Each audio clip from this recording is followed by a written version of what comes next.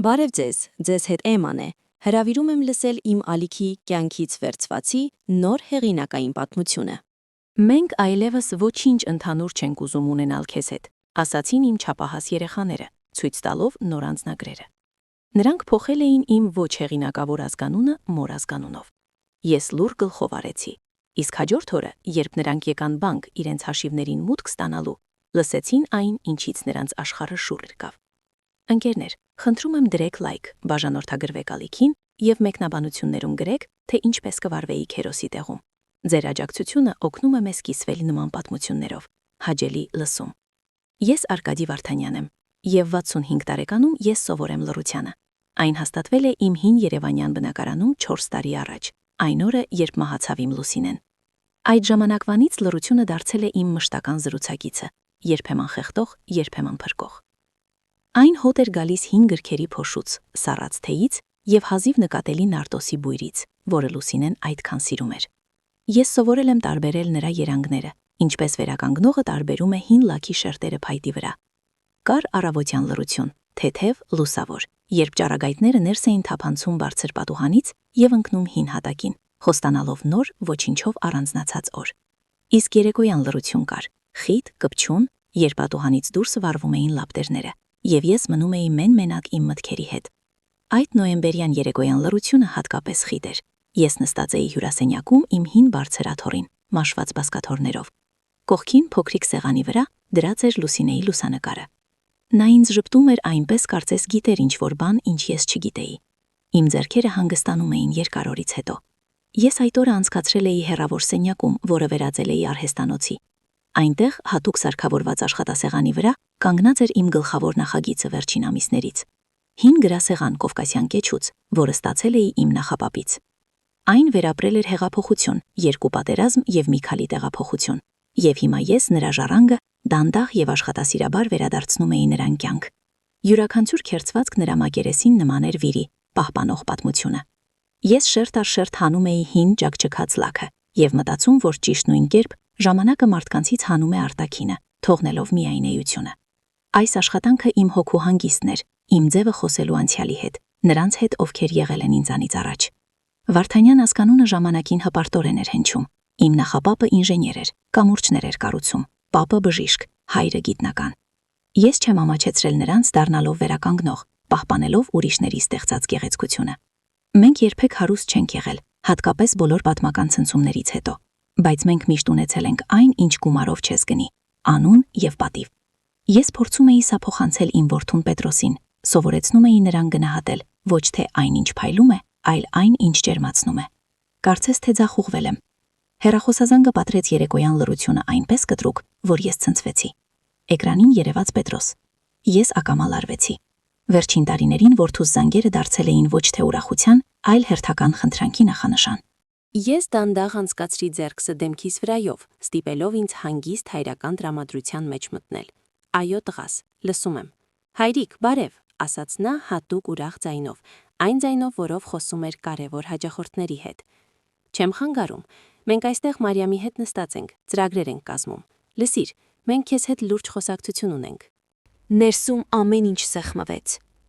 Ինչ-որ բան է պատահել, հարցրի ես, փորձելով ձայնս հավասար պահել։ Ոչ, ամեն ինչ կարգին է։ Պարզապես նա կտրեց և հետին պլանում լսվեց Մարիամի շշնջոցը, նա ինչ-որ բան էր հուշում ու ղորթում։ Ընդհանուր առմամբ ուզում ենք շաբաթ օրը գալ, քննարկել մի բան։ Դա վերաբերում է մեր ապագային և քո ապագային էլ։ Նրա տոնը տարօրինակ էր, ոչ պարզապես խնդրանք, այլ ինչ-որ ծանրություն, որը նա փորձում էր թաքցնել ուրախության տակ։ Ես նայեցի կնոջս լուսանկարին։ Լուսինեն միշտ ասում էր. ավելի իմաստուն եղիր Արկադի, երեխաները հայելի են, բայց երբեմն այդ հայելին կոր է։ Մի զայրանա արտացոլման վրա, փորձիր հասկանալ, թե ինչու է այն կոր։ Իհարկե, եկեք, պատասխանեցի ես, կսպասեմ, քո սիրած խնձորով կարկանդակը կթխեմ։ Այո, կարկանդակը լավ է, արագ ասաց նա, և ես հասկացա, որ նա նույնիսկ չի լսել։ Ընդհանուր առմամբ մինչև շաբաթ։ Նա անջատեց հեռախոսը։ Ես դեռ երկար նստած մնացի հեռախոսը ձեռքիս մեջ։ Դա վերաբերում է քո ապագային։ Ինչ կարող էին նկատի ունենալ։ Ես անցկացրի տարբերակները՝ նոր հիփոթեք, մեքենայի վարկ, թորների էլիտար դպրոցի վճարում։ Ամեն ինչ արդեն եղել էր։ Ես միշտ օգնում էի, երբեմն ինձնից կտրելով, որովհետև Լուսինեն մահվան մահճակալին խնդրել էր. «Մի լքիր նրանց, ինչ էլ լինի»։ Եվ ես չէի լքում, բայց տարեց տարի նրանց խնդրանքները դառնում էին ավելի պահանջկոտ, իսկ շնորհակալությունը ավելի ձևական։ Ես վեր կացա եւ մոտեցա գրասեղանին։ Մատներս դիպան արդեն մաքրված հարթ փայտի մակերեսին։ Կովկասյան կեչու նախշը նման էր սառած ալիքների։ Իմ նախապապը սիրում էր ասել, որ յուրաքանչյուր իրի մեջ հոգի կա, եւ հիմա ինձ թվում էր, թե այդ 5 գրասեղանի հոգին փորձում է ինձ ինչ-որ բանի մասին զգուշացնել։ Ես վերադարձա աթոռին, վերցրի սեղանից հին մաշված գիրքը կաշվեկազմով, նախապապի սորագիրը։ Ես հաճախ էի կարդում այն, գտնելով ավելի քան 100 տարի առաջ գրված տողերում ավելի շատ իմաստություն, քան ամբողջ ժամանակակից աշխարհում։ Ազգանունը պարզապես բառ չէ, դա կողմնացույց է, որը ցույց է տալիս ճանապարհը։ Կորցնես այն, կմոլորվես 3 սոճու մեջ, նույնիսկ եթե շուրջը մաքուր դաշտ լինի։ Ես փակեցի գիրքը, շաբաթ օրը նրանք կգան, եւ ես զգում էի, որ այս այցը կլինի ավելին, քան հերթական խնդրանքը։ Այն կլինի ստուգում այն ամենի ամրության վրա, ինչին ես հավատում էի, եւ ինչ որտեղ հոգու խորքում շարժվում էր սառը վախ, որ այդ ստուգումը իմ ընտանիքը կարող է չանցնել։ Շաբաթը արագ եկավ, բերելով մոխրագույն ծածեր երկինք եւ եկող սառը խոնավ քամի, որը մտնում էր վերարգուի տակ եւ ստիպում էր կծկվել։ Ես առավոտից ոտքի վրա էի, մաքրեցի բնակարանը, թեև միշտ կարգ ու կանոն էր։ Փոշին սրբեցի Լուսինեի լուսանկարից, հետո զբաղվեցի կարկանդակով։ Թխած խնձորի եւ դարչինի բույրը լցրեց խոհանոցը, խառնվելով թարմ եփած սուրճի հոտին։ Սա տան բույրն էր, այն տան, որը ես այդքան փորձում էի պահպանել իմ երեխաների համար, նույնիսկ երբ նրանք դադարեցին այն իրենց տուն համարել։ Ես ուզում էի, որ ամեն ինչ լինի ինչպես հին ժամանակներում, թեկուզ մեկ երեկո։ Ուզում էի, որ մենք նստենք այդ կլոր սեղանի շուրջ, ինչպես հին ժամանակներում, եւ խոսենք ոչ թե փողի, այլ կյանքի մասին։ Հիմար, միամիտ ծերունի։ Նրանք եկան ճիշտ ժամը 18:00-ին, ինչպես պայմանավորվել էինք։ Ճշգրտությունը Մարիամի հատկությունն էր, ոչ թե Պետրոսինը։ Որդիս միշտ ուշանում էր, թափառելով իր մտքերում, բայց կինը ընտանիքը պահում էր խիստ բիզնես գրաֆիկի մեջ։ Ես բացեցի դուռը եւ փորձեցի հնարավորինս ջերմ ժպտալ։ Մտեք, ես հենց նոր կարկանդակը հանեցի վառարանից։ Պետրոսը առաջինը մտավ, անհարմար կերպով ինձ մեկ շիշ գինի մեկնելով։ Նա խուսափում էր ինձ նայելուց։ Նրա հայացքը թափառում էր պատերի առաստաղի վրայով, ցանկացած տեղ, միայն ոչ իմ վրա։ Մարիամը մտավ հետո, վստահորեն, ինչպես տանտիրուհի։ Նա արագ գնահատական հայացքով շրջեց նախասրահով, եւ նրա շուրթերին անցավ հազիվ նկատելի ժպիտ։ «Բարև, հայրիկ», ասաց նա։ Հայրիկ բաղը նրա շուրթերից միշտ հնչում էր որպես պաշտոնական պաշտոն, այլ ոչ թե որպես ջերմ ընտանեկան։ «Քեզ մոտ ամեն ինչ նույնն է, ոչինչ չի փոխվում»։ Նրա ձայնում չկար հանդիմանք, ավելի շուտ փաստի հաստատում, բայց այդ փաստը նրա կարծիքով հստակորեն իմ դեմ էր։ Նա անցավ հյուրասենյակ, եւ ես տեսա, թե ինչպես նրա հայացքը կանգ առավ իմ հին աթոռի վրա։ Գրքերի դարակների վրա, որոնք լեցված էին տեխնիկական գրականությամբ եւ դասականներով, գրասեղանի վրա անկյունում։ «Աստված իմ, դու դեռևս զբաղված ես այդ աղբի հետ», հարցրեց նա գլխով ցույց տալով իմ գանձին։ «Պետրոս, նայիր, քո հայրը թանգարանում է ապրում»։ «Սա աղբ չէ, Մարիամ, սա ընտանեկան մասունք է», պատասխանեցի ես, փորձելով պահպանել հանգստություն։ «Այս գրասեղանը ավելի քան 150 տարեկան է»։ «Հենց դա էլ», ձգեց նա, թանկարժեք ձեռնոցով մատով անցնելով սեղանի եզրով։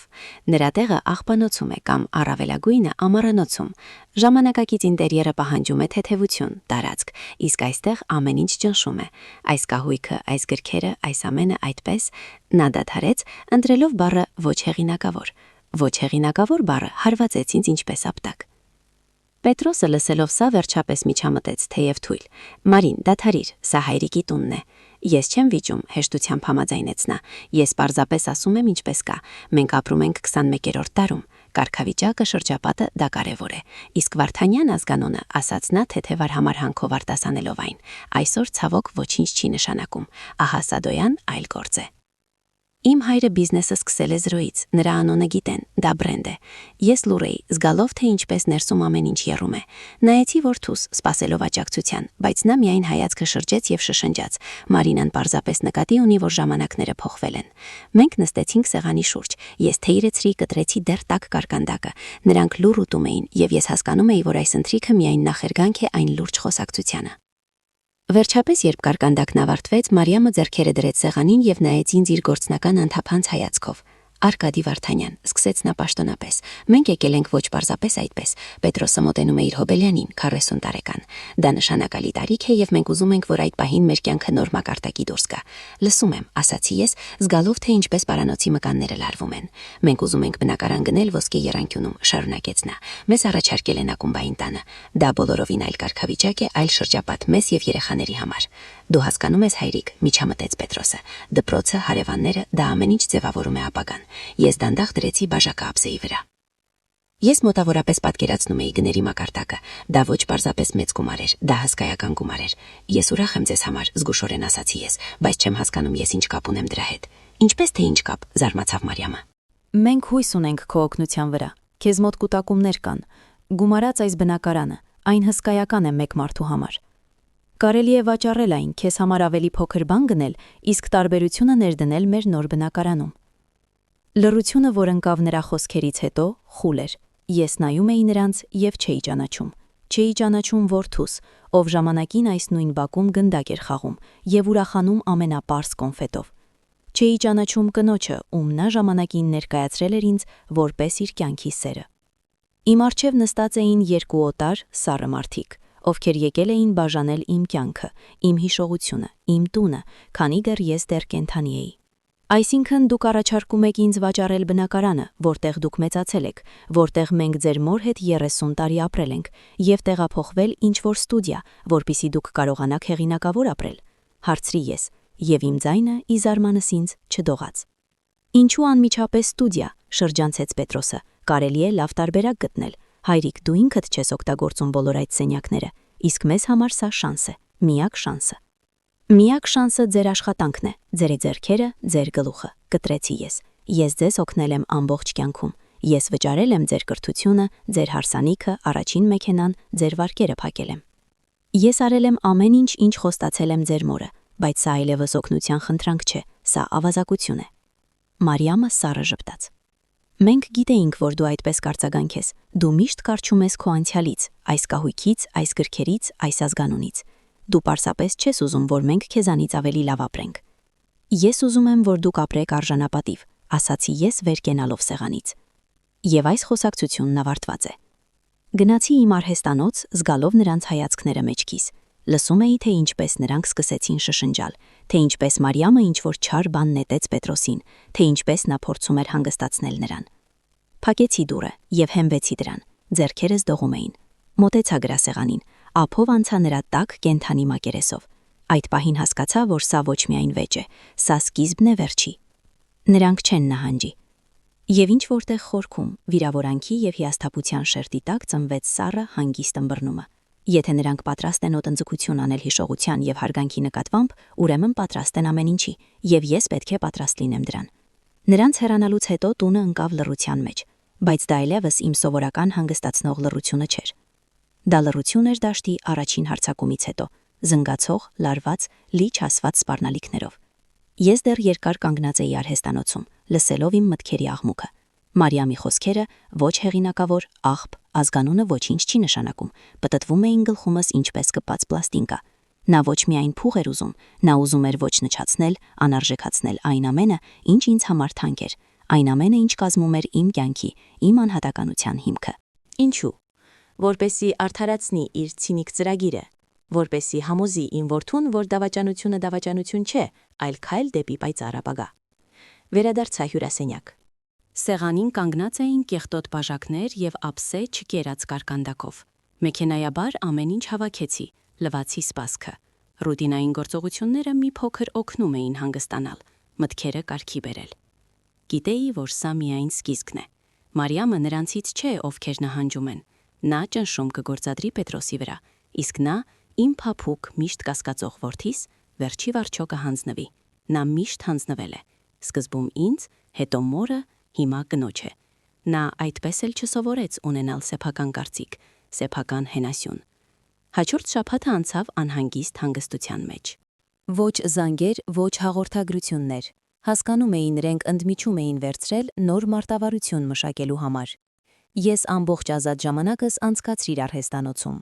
Աշխատանքը գրասեղանի վրա դարձավ իմ փրկությունը։ Ընտանեկան արխիվում գտա մի քանի հին լուսանկարներ, որտեղ գրասեղանը կանգնած էր իմ նախապապի աշխատասենյակում։ Մեկում նա նստած էր դրա հետևում թեքված ինչ-որ գծագրերի վրա։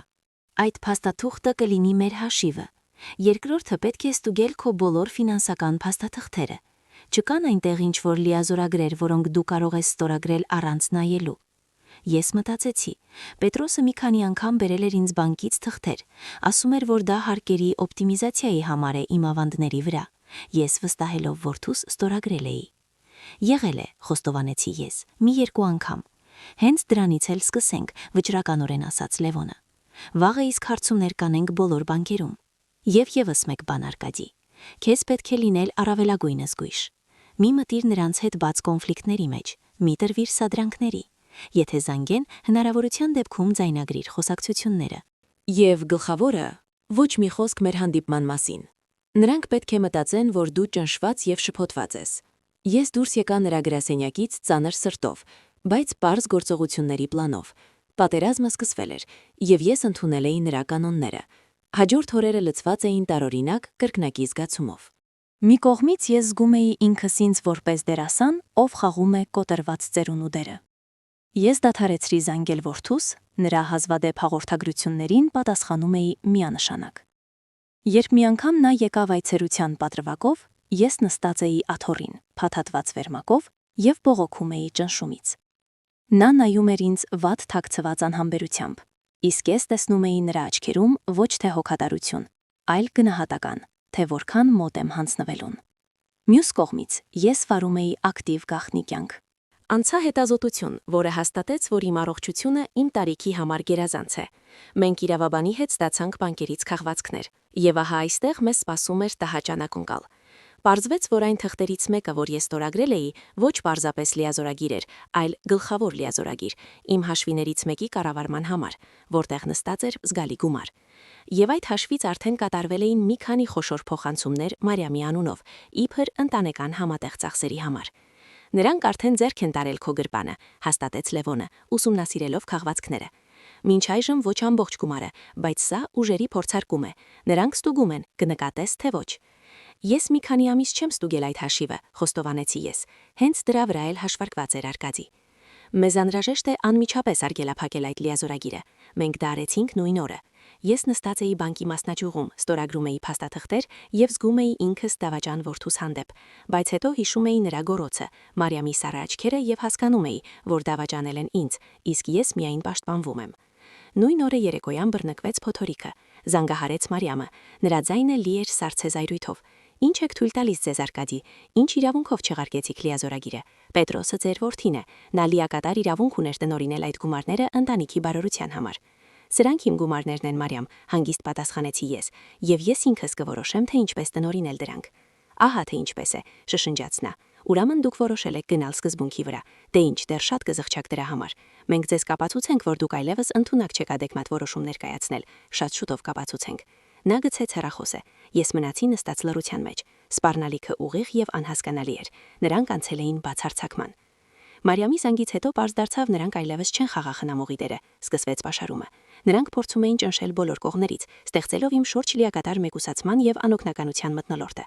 Առաջին հերթին նրանք դեմ դարձրին ինձ թորներին, ավելի վաղ նրանք գալիս էին առնվազն ամսական մեկ անգամ։ Հիմա այցելությունները դադարեցին։ Երբ զանգահարում էին նրանց հետ խոսելու համար, Պետրոսը կամ Մարիամը պատասխանում էին, որ երեխաները զբաղված են, ունեն խմբակներ, դասեր կամ պարզապես տրամադրություն չունեն։ Մի անգամ ես դեռ հասա հեռախոսին ավագին, 10-ամյա իշխանին եւ հարցրի, թե ինչու չեն գալիս։ Մայրս ասում է, որ դու հիվանդ ես, անվստահ պատասխանեց նա, եւ որ քեզ հետ հիմա ավելի լավ էր չհաղորդակցվել։ Ես հասկացա, որ նրանք օգտագործում են ամենացավոտը, իմ սերը թորներիս հանդեպ, որպես շանտաժի գործիք։ Ինձ համար անտանելի ծանր էր, բայց ես հետևում էի Լևոնի խորհրդին եւ չէի տրվում սադրանքներին, հասկանալով, որ ցանկացած հուզական խափանուն կօգտագործվի իմ դեմ։ Զուգահեռաբար նրանք սկսեցին մշակել հարևաններին։ Ես սկսեցի նկատել, որ ոմանք ում հետ տարիներ շարունակ ողջունվում էին, սկսեցին հայացքը շրջել։ Մի անգամ աստիճանահարթակում հանդիպեցի երրորդ հարկի հարևանուհի Աննային։ Արկադի, սկսեց նա շփոթված։ Այստեղ ձեր հարսնուհին էր եկել, պատմում էր, որ ձեր առողջությունը լավ չէ։ Հիշողությունը ձախողվում է, ասում է դուք իրեր եք կորցնում, մարդկանց չեք ճանաչում։ Մենք բոլորս ձեզ համար անհանգստանում ենք։ Ես քաղաքավարի շնորհակալություն հայտնեցի խնամքի համար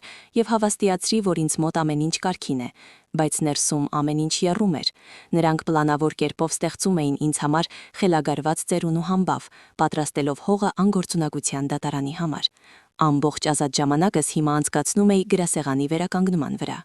Այս աշխատասիրաբար աշխատանքը, որը պահանջում էր առավելագույն կենտրոնացում, օգնում էր շեղվել։ Ես արդեն գրեթե ավարտել էի արտաքին հարդարումը եւ անցել էի ներքին դարակներին։ Նրանք պատրաստված էին կարմիր փայտից եւ հոտ էին գալիս դարավոր փոշուց։ Մեկում կրկնակի հատակի տակ, որը ես հայտնաբերեցի բոլորովին պատահաբար, գտա փոքրիկ ժապավենով կապված փաթեթ փաստաթղթերով։ Ձեռքերս թեթևակի դողում էին, երբ բացում էի ժամանակի դեղնած թղթերը։ Դրանք իմ նախապապի նամակներն էին, գրված արդեն արտագաղթից, Շվեյցարիայից, եւ դրանց մեջ գերմաներեն պաշտոնական փաստաթուղթ Ցյուրիխի բանկի գնիքով։ Ես գերմաներեն չգիտեի, բայց որոշ բառեր ծանոթ էին։ Trust Fond ազգանուն Վարդանյան։ Սիրտս ավելի արագ զարկեց։ Հաջորդ օրը ես Լևոնի մոտ էի։ Նա երկար ուսումնասիրեց փաստաթուղթը լուպայով, հետո զանգահարեց իր գործընկերոջը Գերմանիայում, ով ազատ տիրապետում էր իրավաբանական գերմաներենին։ 1 ժամ հետո մենք ամեն ինչ գիտեինք։ Արկադի, սա պարզապես անհավանական է, ասաց Լևոնն անելով ակնոցները։ Քո նախապապը, լքելով Հայաստանը, կարողացավ դուրս բերել իր կապիտալի մի մասը։ 1920 թվականին նա հիմնեց Ցյուրիխում տրաստային ֆոնդ։ Նրա պայմաններով իրավաբանը դադարեց։ Բոլոր նրա ուղիղ շարանքները տղամարդկային գծով, ովքեր կրում են Վարդանյան ազգանունը, 40 տարեկան դառնալիս ստանում են հասանելիություն ֆոնդի միջոցներին։ Ես լսում էի անկարող արտասանել մի բառ։ Գումարը այնտեղ, շարունակեց Լևոնը, 100 տարվա ընթացքում տոկոսների եւ ներդրումների հաշվարկով կուտակվել է աստղագիտական։ Արկադի, դու եւ քո որդին միլիոնատերեր եք եւ նույնիսկ չգիտեիք դրա մասին։ Պետրոսին հաջորդ ամսին լրանում է 40-ը, շշնջացի ես։ Հենց դա է, գլխով արեց իրավաբանը։ Նա հսկայական կարողության շեմին է կանգնեց եւ միևնույն ժամանակ նա չավարտեց, բայց ես հասկացա։ Միևնույն ժամանակ նա պատրաստ է ցանկացած անպարկերտության, ինձանից բնակարանը խլելու համար, որը կարելի է վաճառել մի քանի $100,000, առանց իմանալու, որ իրեն ըստ իրավունքի պատկանում է 100-ավոր անգամ ավելին։ Ճակատագրի հեգնանքը դաժան էր, բայց կա մեկ կարևոր նրբություն, ավելացրեց Լևոնը, նորից նայելով փաստաթղթին։ Ֆոնդին հասանելիություն ունեն միայն Վարդանյան ազգանունը կրողները։ Եթե ժառանգը փոխում է ազգանունը, նա ինքնաբերաբար եւ անդարձ անկում է կորցնում ժառանգության բոլոր իրավունքները։ Քո նախապապը սկզբունքային մարդ էր։ Նա ուզում էր, որ տոհմը շարունակվի։ Այդ պահին իմ գլխում ամեն ինչ իր տեղը ընկավ։ Մարիամի խոսքերը ոչ հեղինակավոր ազգանունի մասին, նրանց ցավությունը հրաժանվել անհաջողակ տոհմից, ես հանկարծ հասկացա, թե ինչ այլ ճանապարհ են նրանք պատրաստում։ Ես տուն վերադարձա լիակատար ապշած վիճակում, իսկ մի քանի օր հետո իմ ամենավատ վախը հաստատվեց։ Ես պատահաբար լսեցի նրանց խոսակցությունը, երբ նրանք եկան, մտածելով, որ տանը չեմ։ Ես հեռավոր արհեստանոցում էի եւ լսեցի նրանց ձայները նախասրահում, դուռը մի փոքր բաց էր։ Բոլոր փաստաթղթերը գրեթե պատրաստ են, ասում էր Մարիամը հանգիստ գործնական տոնով։ Իրավաբանն ասաց, որ ազգանունի փոփոխությունը կտևի մոտ 1 ամիս։ Հենց Պետրոսի Հոբելյանի ժամանակ կհասցնենք, կստանանք նոր անձնագրեր։ Դու վստահ ես, որ դա պետք է, կասկածում էր Պետրոսը։ Գուցե այդքան կտրուկ չարժե։ Պետք է, կտրեց նա։ Մենք պետք է կտրենք բոլոր կապերը այս աղքատության եւ անկման հետ։ Վարդանյան ազգանունը անհաջողակի կնիք է, իսկ մեր ազգանունը ուժ է, հաջողություն է։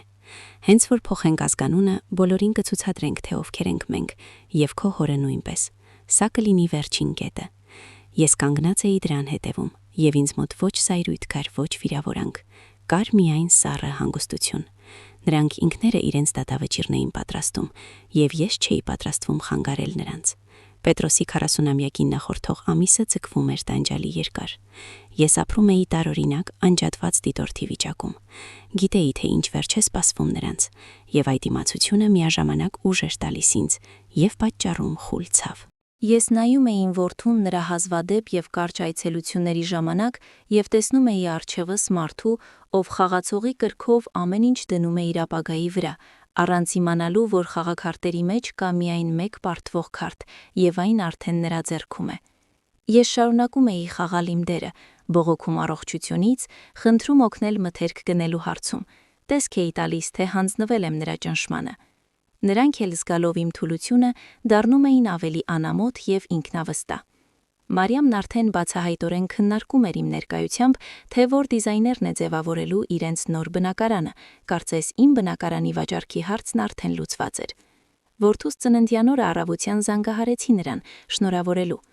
Շնորհակալություն, հայրիկ, չոր պատասխանեց նա։ Այսօր երեկոյան մենք ընտանեկան ընթրիք ունենք միայն Սեդրակյանների հետ։ Այս արտահայտությունը նետվեց ինչպես քար։ Նա ուզում էր վիրավորել ինձ, նվաստացնել, ցույց տալ, որ ես այլևս նրանց նոր հաջողակ ընտանիքի մաս չեմ։ Հասկանում եմ, հավասարաչափ պատասխանեցի ես։ Հաճելի երեկո ձեզ։ Ես դրեցի խողովակը եւ երկար նայեցի պատուհանից դուրս։ Ցավ չկար, դատարկություն կար։ Այդ երեկո ես նստած էի իմ հյուրասենյակում մենակ, թեյ էի խմում եւ կարդում նախապապի սորագիրը։ Երբեմն ամենաիմաստուն գործողությունը անգործությունն է։ Պետք է թույլ տալ մարդուն ինքը հասնի անդունդի եզրին, որի մեջ այդքան ձգտում է։ Միայն այդ անդունդը նայելով գուցե հասկանա բարձրության գինը, որից ընկել է։ Անցավ եւս մեկ շաբաթ, եւ ահա եկավ այն օրը, որին ես սպասում էի սրտխառնոցով։ Նրանք զանգահարեցին եւ ասացին, որ կգան։ Կան կարևոր նորություններ։ Նրանք մտան բնակարան հաղթական տեսքով։ Մարիամը փայլում էր։ Պետրոսը թեև փորձում էր զսված տեսք ունենալ, նույնպես լի էր հբարտությամբ։ Նրանք նստեցին իմ դիմաց, եւ Մարիամը դրեց սեղանին 2 կապույտ անձնագիր։ Մենք այլևս ոչինչ ընդհանուր չենք ուզում ունենալ քեզ հետ, հայտարարեց նա սառը ժպիտով։ Շնորհավորում եմ Արկադի, ձեր ընտանիքում այլևս Վարդանյաններ չկան, պաշտոնապես։ Պետրոսը բացեց իր անձնագիրը լուսանկարի էջում։ Վարդանյանի փոխարեն Սեդրակյան Պետրոս։ Նա փոխել էր ոչ միայն ազգանունը, այլև հայրանունը, վերցնելով մորական պապի անունը, ամբողջությամբ կտրելու համար կապը ինձ հետ։ Սա մեր ընտրությունն է, ասաց Պետրոսը, ուղիղ նայելով իմ աչքերին։ Նրա հայացքում կասկած չկար, միայն սառը վճռականություն։ Մենք ուզում ենք կառուցել մեր կյանքը առանց հայացքը դարձնելու քո ազնիվ անցյալին, որը մեզ ոչինչ չի բերել բացի պարտքերից եւ պատվի մասին դատարկ խոսակցություններից։ Նոր ազգանունը մեզ դռներ է բացում, իսկ Վարդանյանը փակում։ Սա իմ Հոբելյանի նվերն էր ինձ, ավելացրեց Մարիամը։ Նոր կյանք, նոր անուն, նոր ապագա առանց քեզ։ Ես լուր նայում էի նրանց ինքնագոհությունից փայլող դեմքերին, սեղանին դրված նոր անձնագրերին, որպես նրանց դավաճանության խորհրդանիշ։ Այդ պահին ես ատելություն չէի զգում էի միայն հսկայական, ամեն ինչ կուլ տվող խղճահարություն։ Նրանք հետապնդելով ուրվական կարգավիճակը, իրենց ձեռքերով ոչնչացրել էին իրենց իրական ապագան։ Ես դանդաղ վեր կացա, մոտեցա գրասեղանին, դարակից հանեցի հին լուսանկարը արծաթե շրջանակով։ Դրա վրա իմ նախապապ Վարդանյանն էր։ Ես դրեցի լուսանկարը սեղանին նրանց անձնագրերի կողքին։ Դուք կատարել եք ձեր ընտրությունը, հանգիստ ասացի ես։ Հուսով եմ երբեք չեք զղջա դրա համար։ Մենք չենք զղջա, վստահ պատասխանեց Մարիամը։ Մենք վերջապես ազատ ենք։ Նրանք գնացին թողնելով ինձ մենակ լռության մեջ։ Ես նայեցի նախապապի դիմանկարին։ Թվաց, թե նրա խիստ աչքերում սևեռվեց վշտից տվեր։ Ես լուր գլխով արեցի նրան, կարծես խոստանալով, որ չեմ թույլ տա Վարդանյանների անունը անհետանալ։ Հետո նստեցի սեղանի շուրջ եւ սկսեցի նամակ գրել։ Նամակ Ցյուրիխի բանկին, կարճ պաշտոնական, գծված իմ նախկին երեխաների նոր անձնագրերի պատճեններով։ Ես պարզապես կատարում էի իմ պարտքը, տեղեկացնելով ֆոնդի կառավարիչներին ընտանիքի կազմի փոփոխության մասին։ Առանց հույզերի, առանց մեկնաբանությունների, պարզապես փաստեր։ Ճակատագիրը ինքը կդատի։ Նրանց հեռանալուց հետո բնակարանի լռությունը դարձավ այլ։ Այն դադարեց լինել ճնշող, ծանր, դարձավ թեթև, թափանցիկ, ինչպես ամպրոպից հետո առավոտյան օդը։ Զգում էի ինքս այնպես, կարծես ուսերիցս հանել էին անհաղթահարելի բեռը, որը տարիներ շարունակ գրել էի։ Պատասխանատվության բեռը նրանց ընտրությունների, նրանց երջանկության, նրանց ապագայի համար։ Հիմա նրանք ինքներս ընտրել էին իրենց ճանապարհը։ Ես արել եմ ամեն ինչ, ինչ կարող էի, ամեն ինչ, ինչ խոստացել էի Լուսինեին։ Ես չեմ լքել նրանց, մինչև նրանք ինքներս չլքեցին ինձ, մինչև չջնջեցին իրենց մեր տոհմից։ Ես դանդաղ շրջեցի բնակարանով, ձեռք սանցկացնելով ծանոթ իրերի վրա։ Ահա աթոռը, որում Լուսինեն սիրում էր գործել երեկոներին։ Ահա դարակը իմ նավերի մոդելներով, որոնք հավաքում էի փոքրիկ Պետրոսի հետ։ Ահա դաշնամուրը, որի վրա նա նվագում էր։ Եվ նրա ձայնը դեռ կարծես ապրում էր պատերի մեջ։ Այս ամենը լցված էր հիշողությամբ, սիրով, կյանքով։ Եվ նրանք հրաժարվեցին այս ամենից հեղինակավորության համար։ Ես չէի զգում ինքս հաղթող, զգում էի ինքս բժիշկ, ով կատարել է բարդ ցավոտ անդամահատում, մնացած օրգանիզմը գանգրենայից փրկելու համար։ Ցավոտ էր, բայց անհրաժեշտ։ Հաջորդ մի քանի օրերը ես անցկացրի տարօրինակ, գրեթե մեդիտատիվ վիճակում։ Շատ էի զբոսնում ափերով, շնչելով Երևանի սառը խոնավ օդը։ Ժամերով նստում էի արհեստանոցում, կատարելագործելով հին գրասեղանի յուրաքանչյուր մանրուքը։ Աշխատանքը հանգստացնում էր, մտքերը կարգի էր բերում։ Ես հղկեցի եւ նոր շերտ լաքով ծածկեցի նրա մակերեսը եւ կովկասյան կեչին խաղաց խոր ամբարային լույսով։ Գրասեղանը կարծես կենթանացավ, երիտասարդացավ, բայց չկորցրեց իր դարավոր իմաստությունը։ Ես ուղարկեցի նամակը Շվեյցարիա, պատվերով փոստով եւ առաքման ծանուցմամբ։ Չէի սպասում արագ պատասխանի, նման գործերը մեկ օրում չեն լուծվում, ես պարզապես արեցի այն, ինչ պետք էր։ Անցավ մեկ շաբաթ, հետա երկրորդը։ Ես գրեթե դադարեցի մտածել երեխաների մասին, սկսեցի կառուցել իմ սեփական կյանքը, առանց նայելու նրանց։ Զանգահարեցի հին ընկերոջս, ում հետ ժամանակին լեռներ ենք գնում, եւ մենք պայմանավորվեցինք հանդիպել։ Գնացի ֆիլհարմոնիա, համերգի, որը վաղուց ուզում էի այցելել։ Սկսեցի նորից կարդալ ոչ թե տեխնիկական գրականություն, այլ դասականներ, որոնք տարիներ շարունակ հետաձգել էի։ Հանկարծ հասկացա, թե որքան ժամանակ եւ հոգեկան ուժ եմ ծախսել համապատասխանելու նրանց սպասումներին, լինելու նրանց համար լավ հայր, այսինքն անհրաժեշտ հովանավոր։ Մի առավոտ հին թղթերը տեսակավորելիս գտա թղթապանակ փաստաթղթերով, Վանաձորի մոտ գտնվող փոքրիկ կամարանոցի վրա։ Դա Վարդանյանների ընտանեկան բույնն էր, ավելի ճիշտ այն, ինչ մնացել էր դրանից։ Փոքրիկ փայտե տնակ, գրեթե հողի մեջ մտած եւ խիտ խոտով պատված հողամաս։ Մենք այնտեղ շատ տարիներ չէինք եղել, Լուսինեն չէր սիրում այդ վայրը, այն հիշեցնում էր նրան անցած դարաշրջանի, կորուստների մասին, իսկ ես պարզապես չէի ուզում նրան վշտացնել։ Նույն շաբաթօրը գնացի այնտեղ։ Ճանապարհը տևեց մի փոքր ավելի քան 2 ժամ, վայրը զարմանալիորեն հանգիստ էր, գրեթե վայրի։ Տունը կանգնած էր բլիրի վրա, շրջապատված դարավոր սոչիներով։ Այն քայքայված էր թեքված, բայց ոչ մեռած։ Ես շրջեցի շուրջը, շոշափեցի մամուրապատ կերանները, նայեցի մշուշոտ պատուհաններից ներս։ Ներսում ամեն ինչ ծածկված էր փոշով, բայց պահպանվել էր հին կահույքը, վարարանը, նույնիսկ որոշ գրքեր տարակներում։ Ես կանգնած էի պատշգամբում, նայում անտառին, երկնքին եւ հանկարծ զգացի, որ տանն եմ։ Ոչ թե իմ երևանյան բնակարանում, լի անցյալի ուրվականներով, այլ այստեղ, որտեղ յուրաքանչյուր քար, յուրաքանչյուր ծառ հիշում էր իմ նախնիներին։ Եվ այդ պահին իմ մեջ ծնվեց նոր, հստակ ցանկություն։ Ես կվերականգնեմ այս տունը, կվերադարձնեմ նրան կյանք։ Սա կլինի իմ գործը, իմ ժառանգությունը։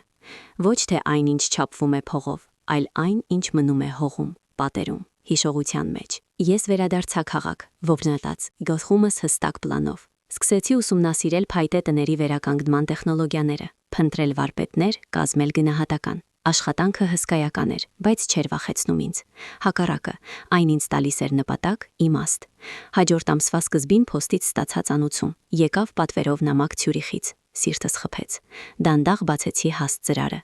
Ներսում բանկի պաշտոնական պատասխաններ։ Չոր իրավաբանական լեզվով հաղորդվում էր, որ իմ կողմից տրամադրված փաստաթղթերի հիման վրա Պետրոսը եւ Մարիամը բացառվել են Վարդանյանների տրաստային ֆոնդի շահառուների ցանկից ազգանունի կամավոր փոփոխությամբ կապակցությամբ։ Որոշումը վերջնական է եւ վերանայման չի ենթարկվում։ Ես ծալեցի նամակը եւ դրեցի սեղանի դարակը։ Ամեն ինչ, վերջ։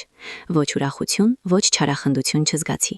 Միայն սառը հաստատում, որ արդարությունը երբևն աշխատում է որպես անզգայուն մեխանիզմ, հստակ եւ անխուսափելի, որ իրավաբանական կետը դրված է։ Այդ գիտակցումը բերեց որոշակի ավարտվածության զգացում։ Հիմա կարող էի ամբողջությամբ կենտրոնանալ իմ նոր նպատակի վրա, ընտանիքան տան վերականգնման վրա։ Այս գաղափարը գրավեց ինձ ամբողջությամբ։ Գիշերներ էի անցկացնում հին գծագրերի եւ պլանների վրա, որոնք գտել էի ընտանիքան արխիվում։ Ուզում էի ոչ պարզապես վերանորոգել տունը, այլ վերակերտել այն այնպիսին, ինչպիսին եղել է նախապապի ժամանակ, պահպանելով դարաշրջանի հոգին, բայց դարձնելով հարմարավետ ապրելու համար։ Գտա խելացի վերականգնողների թիմ, մարդիկ, որոնց համար փայտի հետ աշխատանքը ոչ թե արհեստ էր, այլ արվեստ։ Ժամերով քննարկում էինք յուրաքանչյուր մանրուք, ինչպես պահպանել հին շրջանակները, ինչ նյութեր օգտագործել տան համար, ինչպես վերականգնել փորագրված պատուհանաշեմերը։ Այս մարդիկ խոսում էին ինձ հետ նույն լեզվով։ Նրանք հասկանում էին պատմության արժեքը, իսկության արժեքը։ Նրանց ընկերակցությամբ ես զգում էի ինքս կենդանի, պահանջված, հասկացված։ Գրեթե ամբողջությամբ տեղափոխվեցի Արվարձյան, թողնելով Երևանյան բնակարանում միայն ամենաանհրաժեշտը։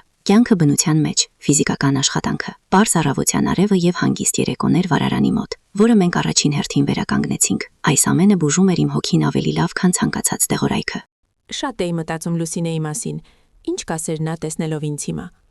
Հավանաբար սկզբում կբողոքեր, որ ես խառնվել եմ այս արկածախնդրության մեջ, հետո կբերեր իր սիրելի պիոնների սածիլները եւ կսկսեր ծաղկե մահճակալներ կազմակերպել։ Նա միշտ կարողանում էր շուրջը ստեղծել հարմարավետություն եւ գեղեցկություն։ Որոշեցի, որ տան մի մասը կվերածեմ երիտասարդ վերականգնողների համար փոքրիկ հանրային արհեստանոցի, որտեղ նրանք կարողանան սովորել եւ աշխատել հին փայտի հետ։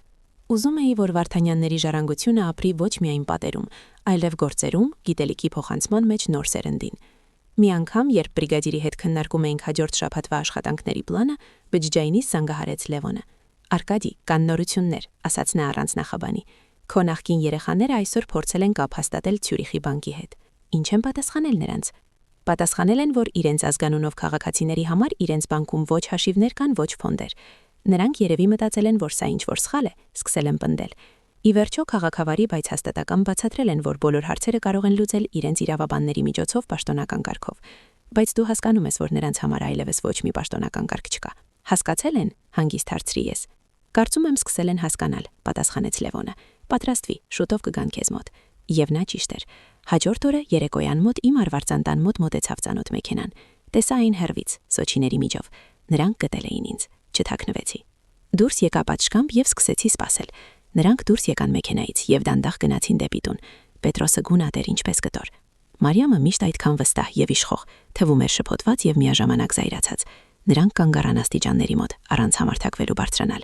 Ինչ է սա նշանակում, հարցրեց Պետրոսը։ Նրա ձայնը դողում էր։ Ինչ ֆոնդ, ինչ Ցյուրիխ, ինչու մեզ մերժեցին։ Ձեզ մերժել են, որովհետև այլևս Վարդանյաններ չեք, հանգիստ պատասխանեցի ես։ Բայց դու գիտեիր, գոռաց Մարիամը։ Նրա ձայնում խառնվել էին զայրույթն ու հուսահատությունը։ Դու ամեն ինչ գիտեիր եւ լռեցիր։ Դու թույլ տվիր, որ մենք դա անենք։ Ես թույլ տվեցի ձեզ կատարել ձեր սեփական ընտրությունը, ուղեցի ես։ Դուք ուզում էիք լինել Սեդրակյան, հաջողակ, հեղինակավոր։ Ստացաք այնինչ ուզում էիք, կտրեցիք կապը Վարդանյանների տողմից։ Իսկ ֆոնդը ստեղծված էր հենց Վարդանյանների համար, նրանց համար, ովքեր գնահատում են անունն ու պատիվը ավելի քան փողը։ Նրանք լուր էին, նայելով ինձ ներքևից վերև։ Նրանց դեմքերին ցնցում այնքան ուժեղ էր, որ մի պահ գրեթե խղճացի նրանց։ Բայց սա միլիոններ են, շշնջաց Պետրոսը, եւ նրա ձայնում հնչեց մանկական անհասկանալի հուսահատություն։ Մենք կարող էինք, դու կարող էիր ամեն ինչ, ասացի ես, եթե մնայիք մարդիկ, եթե գնահատեիք այն ինչ ունեք, այլ ոչ թե հետապնդեիք փայլողը, եթե չդավաճանեիք ձեր նախնիների եւ հորը հիշատակին։ Ես նայում էի նրանց, երկու մարդկանց, ովքեր կուրացած էին ագահությամբ, եւ հասկանում էի, որ մեր միջև անդունդ է։ Նրանք երբեք չեն հասկանա, թե ինչ են կորցրել, ավելին քան փողը։ Նրանք կորցրել են իրենց արմատները, իրենց պատմությունը, իրենց հոգին։ Հեռացեք, հանգիստ, բայց հաստատ ասացի ես։ Ձեզ համար այստեղ այլևս ոչինչ չկա։ Այս տունը, ինչպես եւ այս ազգանունը, Վարդանյանների համար է։ Ես շրջվեցի եւ մտա տուն, ամուր փակելով դուռը իմ հետևից։ Չնայեցի, թե ինչպես են նրանք հեռանում։ Գիտեի, որ այս խոսակցությունը իսկապես վերջինն է։ Հիմա նրանք ստիպված կլինեն ապրել իրենց ընտրության հետևանքներով, մենակ, առանց իմ ժառանգության եւ առանց իմ ներման։ Դուռը փակելով ես չզգացի հաղթանակ։ Ներսում տիրում էր տարօրինակ այրված դատարկություն, ինչպես հին հրդեհի տեղում, որտեղ այլևս ոչինչ չի այրվում, բայց հողը դեռ երկար անպտուղ կմնա։ Մոտեցա պատուհանին եւ շարժելով վարագույրը այնուամենայնիվ նայեցի նրանց հետեից։ Նրանք չէին հեռանում։ Կանգնած էին մեքենայի մոտ եւ ինչ-որ բանի վրա կատաղի վիճում էին։ Բառեր չէի լսում, բայց տեսնում էի ժեստերը։ Մարիամը ձեռքերով էր թափահարում, նրա դեմքը խեղաթյուրված էր զայրույթից։ Պետրոսը կանգնած էր գլուխը իջեցրած եւ միայն երբեմն ինչ-որ բան էր պատասխանում։ Նա թվում էր կոտրված, ջախջախված։ Նրանք հենց նոր գիտակցեցին, որ փորձելով ինձ կողոպտել, իրենք կողոպտել են իրենց։ Այն մասշտաբներով, որոնք նույնիսկ չէին կարող պատկերացնել։ Ես հեռացա պատուհանից, չէի ուզում լինել նրանց կործանման վկան։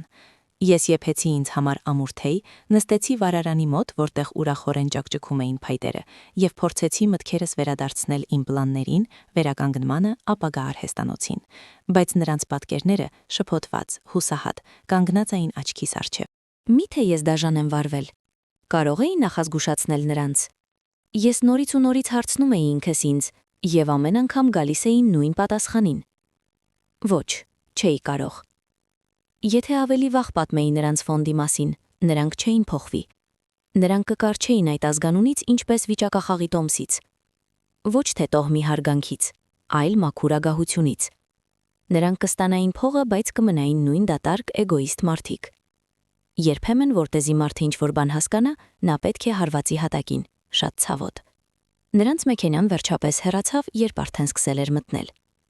Ես թեթևացած շունչ քաշացի։ Բայց հաջորդ օրը սկսվեցին զանգերը։ Սկզբում զանգահարեց Պետրոսը։ Նրա ձայնը աղաչող էր։ Հայրիկ, ներիր։ Ես հիմար եմ եղել։ Ամեն ինչ հասկացա։ Խնդրում եմ, եք խոսենք։ Կարելի է ամեն ինչ ուղղել։ Կարելի է գնալ իրավաբանների մոտ բացատրել։ Ոչինչ ուղղել չի կարելի, Պետրոս։ Հանգիստ պատասխանեցի ես։ Որոշումը վերջնական է։ Դուք կատարել եք ձեր ընտրությունը։ Հետո զանգահարեց Մարիամը։ Նա փորձում էր սպառնալ։ Դեր կզղջաք։ Մենք դատի կտանք։ Դուք թաքցրել եք մեզանից տեղեկատվությունը, սա խարդախություն է։ Դատի տվեք։ Պատասխանեցի ես։ Ցանկացած դատարան միայն կհաստատի, որ դուք կամավոր հրաժարվել եք ազգանունից եւ համապատասխանաբար բոլոր կապված իրավունքներից։ Նրանք հերթով զանգում էին, փոխելով տակտիկան արդյունքներից սպառնալիքների, ապաշխարությունից մեղադրանքների։ Ես պատասխանում էի զանգերին, բայց հանգիստ եւ անզիջում էի։ Այլևս չէի այն հայրը, ում կարելի էր ճնշել։ Ես ժառանգության պահապան էի եւ կատարում էի իմ նախապապի կամքը։ Մի անգամ Պետրոսը նորից եկավ, առանց Մարիամի։ Նա կանգնած էր պաճկամբում, նիհարած, խոնարհված։ Հայրիկ, ես հեռացել եմ նրանից, ասաց նա։ Հասկացա, որ ամեն ինչում նա է մեղավոր։ Նա ինձ դեմ է դարձրել քեզ։ Նա ստիպել է ինձ։ Քեզ ոչ ոք չի ստիպել, Պետրոս։ Ընդհատեցի ես նրան։ Դու 40 տարեկան ես։ Դու ինքն ես որոշում կայացրել։ Ինքն ես ստորագրել։ Ինքն ես հրաժարվել քո անունից։ Դադարիր մեղավորներ փնտրել։ Բայց հիմա ինչ անեմ։ Նրա ձայնում հուսահատություն կար։ Ինձ մոտ ոչինչ չկա։ Աշխատանքս կորցրել եմ։ Քեզ մոտ կան ձեռքեր եւ գլուխ, ասացի ես։ Ինչպես իմ մոտ, ինչպես քո պապի եւ նախապապի մոտ։ Սկսիր զրոյից։ Աշխատիր, ապրի միջակ։ Գուցե այդ ժամանակ հասկանաս, թե ինչ է իսկական արժեքը։ Ես նրան տուն չթողեցի։ Տվեցի մի քիչ գումար, որ առաջին ժամանակ ապրի, բայց չտվեցի հույս, որ ամեն ինչ կվերադառնա։ Գիտեի, որ նրա փրկության միակ ճանապարհը դժվարություններով անցնելն է ինքնուրույն, առանց իմ օգնության եւ առավել եւս առանց շվեյցարական միլիոնների։ Ես ամբողջությամբ խորացա աշխատանքի մեջ։ Տունը աչքիս առջև փոխվում էր։ Ավարտեցինք արտաքին հարդարումը։ Տեղադրեցինք նոր պատուհաններ։ Վերանորոգեցինք տանիքը։ Ներսում թողեցի 5 գերանային պատերը, միայն հղկելով եւ պաշտպանիչ շերտով ծածկելով։ Նրանք շնչում էին պատմությամբ։ Սենյակում գտա 5 կահույք, որը նույնպես սկսեցի վերականգնել։ Յուրաքանչյուր աթոռ, յուրաքանչյուր սեղան իմ ձեռքերում երկրորդ կյանք էր ստանում։ Գրեթե դադարեցի գնալ քաղաք։ Իմ երևանյան բնակարանն այժմ թվում էր օտար, սառը։ Որոշեցի վաճառել այն։ Ստացված գումարի մի մասը կներդնեմ վերականգնման ավարտին եւ արհեստանոցի ստեղծմանը։ Իսկ մնացածով կապրեմ։ Ինձ շատ բան պետք չէ։ Մի անգամ իմ մոտ եկավ Լևոնը։ Նա հիացմունքով զննեց տունը։ Դու հրաշքներ ես գործում, Արկադի։ Մտածում էի արդեն ավերակներ են։ Սա ավերակներ չեն, սա արմատներ են, պատասխանեցի ես։ Մենք նստեցինք վերանդայում, թեյ խմեցինք։ Գիտես, ասաց նա, Ցյուրիխի բանկից եկել է եւս մեկ նամակ։ Քանի որ ուղիղ ժառանգներ Վարդանյան ազգանունով քեզ բացի ոչ ոք չկա, ֆոնդի կանոնակարգով դու ստանում ես ոչ միայն քո բաժինը, այլև մասնակի կառավարման իրավունք։ Դու կարող ես ուղղորդել դրանք բարեգործական կամ մշակութային նախագծերի վրա, կապված հայկական ժառանգության պահպանման հետ։ Ես երկար լռեցի, մարսելով այդ նորությունը։ Սա ոչ պարզապես փողի հասանելիություն էր, սա պատասխանատվություն եւ առաքելություն էր։ Գիտեմ, թե ինչ եմ անելու, ասացի ես վերջապես։ Այստեղ, այս տանը, կստեղծեմ վերականգնողների դպրոց։ Անվճար կսովորեցնեմ երիտասարդներին այն, ինչ գիտեմ, որպեսզի հասկանան, որ պատմությունը աղբ չէ, այլ հիմք է, եւ իմ նախապապի ֆոնդը կօգնի ինձ դրանում։ Լևոնը ժպտաց. հայրդ հպարտ կլիներ քեզանով, Արկադի, դու նրա գործի իսկական շարունակողն ես։ Այդ պահին հասկացա, որ շրջանակը փակվեց։ Ես ոչ միայն պահպանեցի ժառանգությունը, այլ գտա այն բազմապատկելու ճանապարհը, եւ սա լավագույն վրեժխնդրությունն ու լավագույն ներումն էր։ Անցավ մի քանի ամիս։ Այդ ընթացքում իմ կյանքը փոխվեց անճանաչելիորեն։ Տան վերականգնման աշխատանքները լիարժեք ընթանում էին։ Վաճառեցի քաղաքային բնակարանս եւ ստացված գումարը բավականացրեց բոլոր հիմնական աշխատանքները ավարտելու համար։ Տունը նորից դարձավ բնակելի, տաք, հարմարավետ։ Տեղափոխեցի այնտեղ իմ արհեստանոցը եւ ամբողջությամբ նվիրաբերվեցի նոր գործին՝ վերականգնման դպրոցի ստեղծմանը։ Իմ նախագծի մասին լուրը արագ տարածվեց, սկզբում ծանոթների միջոցով, հետո տեղական ԶԼՄ-ներով։ Իմ մոտ սկսեցին գալ երիտասարդ տղաներ, գեղարվեստական ուսումնարանների ուսանողներ, պարզապես էնտուզիաստներ, ովքեր ուզում էին սովորել աշխատել փայտի հետ։ Ես ընդունում էի բոլորին, ովքեր այրվում էին սովորելու ցանկությամբ։ Իմ արհեստանոցը լցվեց ձայներով, ծիծաղով, գործիքների ձայներով։ Տունը կենթանացավ։ Գրեթե չէի հիշում Պետրոսի եւ Մարիամի մասին։ Լևոնից գիտեի, որ նրանք ամուսնալուծվել են։ Մարիամը չստանալով ուզածը արագ կորցրել էր հետաքրքրությունը անհաջողակ ամուսնու նկատմամբ։ Պետրոսը թափարելով աշխատանք էր գտել, պարզ առանց նախկին հավակնությունների։ Ապրում էր համեստորեն, վարձակալելով փոքրիկ բնակարան։ Երբեմն փորձում էր զանգահարել, բայց ես հեռախոսը չէի վերցնում։ Համարում էի, որ նա պետք է անցնի իր ճանապարհը մինչև վերջ, առանց հենակների, բայց մի անգամ նա եկավ առանց զանգի։ Ես հենց նոր ցույց էի տալիս աշակերտներիս, թե ինչպես ճիշտ ներկել պատին ահին կոմոդի վրա։ Տեսա նրա մեքենան պատուհանից եւ դուրս եկավ աչքամբ։ Նա կանգնած էր դարպասի մոտ, առանց համարձակվելու մտնել։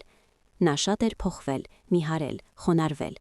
Աչքերում այլևս նախտին ինքնավստահություն չկար, միայն հոգնածություն եւ ինչ-որ հանգիստ վիշտ։ «Բարև, հայր», հանգիստ ասաց նա։ Առաջին անգամ շատ տարիներ անց նա ինձ անվանեց հայր, ոչ թե հայրիկ։ «Բարև, Պետրոս»։ Ես պարզապես ուզում էի նայել, ասաց նա, շրջելով հայացքը փոխակերպված տան վրա։ Ինձ ասացին, որ դու այստեղ նման բան ես կազմակերպել, գեղեցիկ է։ Սա ես չեմ կազմակերպել, սա մեր նախապապն է կառուցել, ես միայն կարգի եմ բերել։ Մենք լռեցինք։ Ես աշխատում եմ, ասաց նա։ Կարգավորող, տարբեր աշխատանքներ։ Ծանր է, բայց նա ժպտաց, բայց ազնիվ։ Հասկացա, թե ինչ նկատի ունեիր այն ժամանակ, ձեռքերի եւ գլխի մասին։ Լավ է, որ հասկացար, պատասխանեցի ես։ Հայր, նա բարձրացրեց աչքերը ինձ վրա։ Ես առաջին անգամ երկար ժամանակ նրանց մեջ տեսա ոչ ագահություն կամ հաշվարկ, այլ անկեղծ ապաշխարություն։ Գիտեմ, որ ներման չեմ արժանա, չեմ եկել դրա համար, պարզապես ուզում էի, որ դու իմանաս։ Ես սխալվել եմ ամեն ինչում, եւ ինձ շատ ամոթ է։ Ես նայում էի նրան, իմ չափահաս 40-ամյա որդուն, ով կարծես միայն հիմա էր սկսում իսկապես մեծանալ։ Եվ իմ մեջ չկար զայրույթ, միայն վիշտ։ Ամոթ է ճանապարհի սկիզբն է, ասացի ես նախապապի ուրագրից բառերով։ Բայց այդ ճանապարհը քեզ պետք է անցնել ինքդ։ Գիտեմ, գլխով արեց նա։ Նա դեռ մի քիչ կանգնեց, հետո գլխով արեց եւ գնաց դեպի մեքենան։ Նա չխնդրեց փող, չխնդրեց օգնություն։ Նա եկել էր ապաշխարելու, եւ դա ամենակարևորն էր։ Ես վերադարձա արհեստանոց։ Աշակերտները հետաքրքրությամբ նայում էին ինձ, բայց հարցեր չտվեցին։ Դե, ասացի ես, վերադառնալով կոմոդի մոտ։ Պատին անկսվում է բարակ շերտերով, ընդգծելու համար ռելիեֆը, ոչ թե ծածկելու այն։ Հիշեք, մեր խնդիրը նոր ստեղծելը չէ, այլ հինը պահպանելը։ Ես շարունակեցի դասը, եւ իմ ձայնը հնչում էր վստահ ու հանգիստ։ Գիտեի, որ ամեն ինչ ճիշտ եմ արել։ Ես պահպանել եմ ոչ միայն հին տունը, այլ շատ ավելի կարևոր բան՝ Վարդանյան ազգանունի պատիվը։ Երեկոյան, երբ բոլորը գնացին, նստեցի վերանդայում եւ նայեցի մայրամուտին։ Տանից գալիս էր փայտի եւ լաքի հոտը, վարարանում ճակճկում էր կրակը։ Ոտքերիս մոտ գորգի վրա քնած էր հին շունը, որին վերցրել էի ապաստարանից։ Ես մենակ չէի։ Ինձ մոտ նպատակ կար, գործ կար։ Ինձ մոտ մարդիկ կային, ովքեր հարգում էին ինձ։ Ես գտել էի նոր ընտանիք, որը հիմնված է ոչ արյան, այլ ընդհանուր արժեքների վրա։ Մտածում էի Պետրոսի մասին։ Գուցե մի օր, շատ տարիներ հետո, նա իսկապես ամեն ինչ հասկանա եւ դառնա այն մարդը, որը կարող էր լինել։ Եվ գուցե այդ ժամանակ ես կկարողանամ ներել նրան, բայց դա արդեն բոլորովին այլ պատմություն կլինի։ Իսկ հիմա ես երջանիկ էի այդ հանգիստ, իմաստուն, աշնանային ուրախությամբ, որ տալիս է կյանքը, որն անիմաստ չի անցել։ Անցավ 1 տարի։ Իմ վերականգնման դպրոցը հայտնի դարձավ ոչ միայն շրջակայքում, այլև հենց Երևանում։ Իմ մոտ գալիս էին երիտասարդներ, որոնք ծարավ էին գիտելիքի, եւ ես ուրախությամբ կիսվում էի նրանց հետ այն ամենով, ինչ գիտեի։ Վարդանյանների տունը նորից լցվեց կյանքով, ինչպես 100 տարի առաջ։ Նախապապի ֆոնդի միջոցները թույլ տվեցին ոչ միայն վերջին տեխնոլոգիաներով սարքավորել արհեստանոցները, այլև հաստատել կրթաթոշակներ ամենատաղանդավոր աշակերտների համար։ Ես տեսնում էի, թե ինչպես նրանց աչքերում վառվում է նույն կրակը, որ ժամանակին վառվում էր իմ մեջ՝ գիրքը գեղեցկության եւ պատմության պահպանման նկատմամբ։ Շատ էի աշխատում, բայց այդ աշխատանքը ուրախություն էր։ Վերականգնեցի ոչ միայն տունը, այլև այգին շուրջը։ Հին պլաններով վերակերտեցի ծառուղիները, տնկեցի նույն ցեղատեսակի ծառերը, որոնք աճում էին այստեղ նախապապի ժամանակ։ Գարնանը այգին ծաղկեց, եւ թվաց, թե բնությունն ինքը շնորհակալություն է հայտնում ինձ խնամքի համար։ Պետրոսի մասին գրեթե ոչինչ չէի լսում։ Գիտեի միայն, որ նա շարունակում է աշխատել, ապրում է համեստորեն եւ կանոնավոր կերպով ալիմենտ է ուղարկում երեխաներին։ Նա այլևս չէր փորձում կապ հաստատել ինձ հետ, եւ ես շնորհակալ էի նրան դրա համար։ Կարծես իսկապես հասկացել էր, որ իր փրկության ճանապարհը անցնում է ինքնուրույն կյանքով, այլ ոչ թե իմ բարեհաճությունը վերադարձնելու փորձերով։ Թորներիս տեսել եմ։ Մի անգամ ամռանը, երբ այգում էի աշխատում, Դարպասի մոտ եկավ իմ նախկին հարսնուհին։ Նա երեխաների հետ էր։ Մարիամը շատ էր փոխվել։ Անհետացել էր նրա նախկին ինքնավստահությունն ու ամբարտավանությունը։ Նա հոգնած տեսք ուներ, բայց հայացքում չկար զայրույթ։ «Բանև ձեզ Արկադի», հանգիստ ասաց նա։ «Իշխանը եւ Աննան շատ էին ուզում ձեզ տեսնել։ Կարելի է նրանց թույլ տալ մտնել»։ Իհարկե, պատասխանեցի ես։ Երեխաները վազեցին իմ մոտ, գրկեցին ինձ։ Նրանք մեծացել էին այդ տարվա ընթացքում։ Մենք զբոսնեցինք այգում։ Ցույց տվեցի արհեստանոցը, պատմեցի տան մասին, մեր նախնախապապի մասին։ Նրանք լսում էին հիացմունքով։ Նրանց աչքերում տեսնում էի անկեղծ հետաքրքրություն ընտանիքի պատմության հանդեպ, հենց այն, որ չկարողացա արթնացնել նրանց հոր մեջ։ «Պապիկ, դու մեզ կսովորեցնես նույնպես աշխատել փայտի հետ», հարցրեց իշխանը, հիացմունքով նայելով վերականգնված գրասեղանին։ «Հաստատ կսովորեցնեմ», ժպտացի ես։ «Երբ մեծանաք»։ Մարիամը կանգնած էր կողքին, առանց միջամտելու։ Երբ երեխաները խաղալով հոգնեցին եւ մենք վերադարձանք դարպասի մոտ, նա ասաց. «Շնորհակալություն, ես սխալվել եմ ամեն ինչում։ Իմ ագահությամբ ամեն ինչ քանդեցի։ Ներեք, եթե կարող եք»։ «Աստված ներող լինի», պատասխանեցի ես։ «Ապրեք ձեր կյանքով եւ երեխաներին դաստիարակեք այնպես, որ նրանք գնահատեն ոչ փողը, այլ մարդկանց»։ Նա գլխով արեց եւ երեխաներին ձեռքից բռնած գնաց։ Ես նայում էի նրանց հետևից եւ չէի զգում ոչ զայրույթ, ոչ վիրավորանք։ Միայն հանգիստ վիշտ այն մասին, թե որքան ժամանակ է կորցվել։ Ամառվա վերջում իմ մոտ եկավ Լևոնը։ Մենք նստեցինք վերանդայում, խմեցինք թեյի իմ այգու խոտաբույսերով։ «Ինչ կասես, Արկադի», ասաց նա, նայելով ծաղկող այգուն եւ թարմացած տանը։ «Դու ոչ միայն պահպանեցիր ժառանգությունը, այլ բազմապատկեցիր եւ ստեղծեցիր նոր»։ «Ես պարզապես արեցի այն, ինչ պետք էր», պատասխանեցի ես։ «Հենց դա է էությունը», ժպտաց իրավաբանը։ «Անել այն, ինչ պետք է, չնայած ոչնչին։ Սա է պատիվը, որի մասին այդքան գրել է քո նախապապը»։ Այդ երեկո մենակ մնալով նորից բացեցի նրա օրագիրը։ Վերջին էջում գրված էր. «Կյանքը չափվում է ոչ թե տարիներով, այլ նրանով, ինչ դու թողնում ես քեզնից հետո, ոչ արքխերում, այլ մարդկանց սրտերում եւ մտքերում»։ Ես փակեցի օրագիրը եւ նայեցի իմ տանը լի լույսով եւ ջերմությամբ, իմ արհեստանոցին, որտեղ վաղը նորից կսկսվի աշխատանքը, դարավոր Սոչիների վերևում աստղալից երկնքին։ Հասկացա, որ գտել եմ ավելին, քան հարստությունը։ Գտել եմ խաղաղություն ինքս ինձ հետ։ Վերադարձրել եմ ոչ միայն տունը, այլ իմ անունը, իմ արժանապատվությունը, իմ կյանքը։ Եվ սա ամենաթանկ ժառանգությունն էր, որ կարող էի թողնել։ Եթե այս պատմությունը արձագանք գտավ ձեր հոգում, եթե հավատում եք, որ իսկական արժեքները ավելի կարևոր են, քան անցողիկ փայլը, աջակցեք մեր ալիքին։ Ձեր բաժանորդագրությունն ու մեկնաբանությունը լավագույն ձևն են ասելու, որ նման պատմությունները պետք են։ Շնորհակալություն, որ իմ հետ եղաք։